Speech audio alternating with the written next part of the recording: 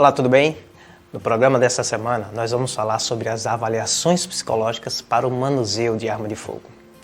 Você sabe quem são os profissionais habilitados para realizar essas avaliações? Quais são os requisitos para você, profissional de psicologia, solicitar o cadastro junto à Polícia Federal para realizar essas práticas cada vez mais crescentes? Você sabia que são mais de 30 mil novas solicitações de renovação e porte de arma de fogo por ano no Brasil? Esta é uma área crescente de demanda profissional e é muito importante que você, profissional de psicologia, esteja preparado e capacitado para realizar essas práticas, pois existe uma grande responsabilidade e esse é um grande dever da psicologia para com a sociedade. Por isso, logo após a nossa vinheta, o tema do nosso programa será as avaliações psicológicas para o manuseio de arma de fogo.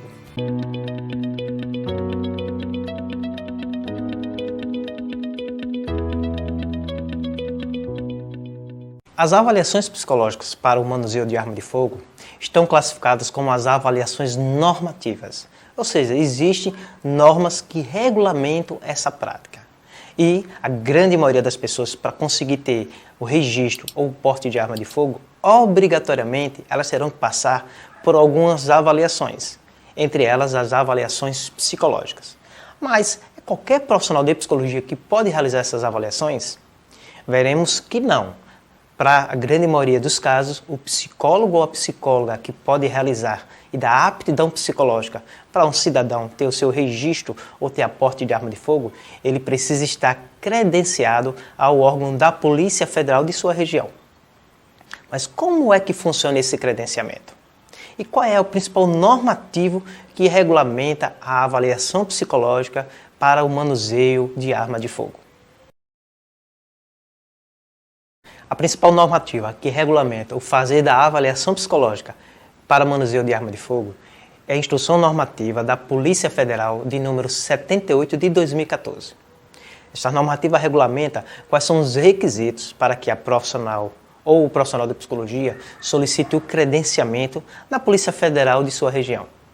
Além disso, ela traz quais são as diretrizes desta avaliação psicológica, como deve ser a bateria de testes psicológicos, o documento de comunicação, qual é o prazo da avaliação psicológica e quais são os indicadores psicológicos favoráveis e os indicadores psicológicos restritivos para o manuseio de arma de fogo. Então, a avaliação psicológica ela é fundamentada nesse perfil psicológico trazido pela própria normativa, a IN 78 de 2014. Vamos falar quais são os requisitos para você, profissional de psicologia, solicitar o credenciamento ao Departamento da Polícia Federal de sua região. A partir de agora, nós veremos quais são os requisitos para você, profissional de psicologia, solicitar o credenciamento junto à Polícia Federal. É importante salientar que a partir de 2014, com a IN 78, houve algumas mudanças nesses requisitos. E eu ainda verifico que muitos colegas têm dúvidas e confundem quais são os requisitos atuais para se pedir o credenciamento. Por isso, fique atento. Os principais requisitos são: você vai ter que apresentar certidões negativas do teu conselho regional, de que você não responde processo ético e de que você está em dia e inscrito no conselho. Certidões negativas da justiça. Também vai ser necessário você apresentar uma planta do teu local comprovando que ele é adequado para o atendimento psicológico e existe inclusive uma definição de medidas da mesa que você vai utilizar para a avaliação psicológica. Essas informações mais burocráticas você pode conferir na IN 78 de 2014, que eu estou deixando inclusive ela aqui na descrição do vídeo. Além dessas informações de certidões, local de atendimento, é necessário que você comprove que você tem 2 anos de efetivo exercício. Uma grande mudança que a IN 78 trouxe foi em relação à capacidade ou à competência para utilizar testes psicológicos. Antes da IN 78, era exigido uma certa carga horária de curso em relação a testes psicológicos. Na realidade, a IN 78 hoje não fala mais de carga horária exigida, mas ela exige uma certidão que o psicólogo tenha aptidão para utilizar testes projetivos e expressivos da personalidade. A IN 78 também regulamenta como deve ser feito a avaliação psicológica. Ela não diz que teste você vai utilizar, mas ela traz quais são os construtos psicológicos e o tipo de instrumento que você precisa avaliar. E aí nós vamos destacar qual é a bateria base que você obrigatoriamente deve utilizar. Então, na bateria psicológica deve conter um teste de memória, um teste de atenção concentrada e um teste de atenção difusa, um teste expressivo da personalidade e um teste projetivo da personalidade. Essa é a bateria base de instrumentos da avaliação psicológica. Além disso, deve existir uma entrevista semi-estruturada nesse processo de avaliação. Existe um modelo que normalmente, em algumas regiões da Polícia Federal, o psicólogo, quando faz o seu cadastro, o seu credenciamento, melhor dizendo, ele recebe um roteiro com dicas de testes que ele pode utilizar para atender esses requisitos e um roteiro de uma entrevista semi-estruturada. Lembrando que, além desses instrumentos mínimos, o profissional ele tem autonomia de escolher e de utilizar outros métodos, outras práticas. Em relação à rotina da avaliação psicológica, o que eu percebo que a prática comum pelos colegas é que ela vai de 1 até 3 atendimentos.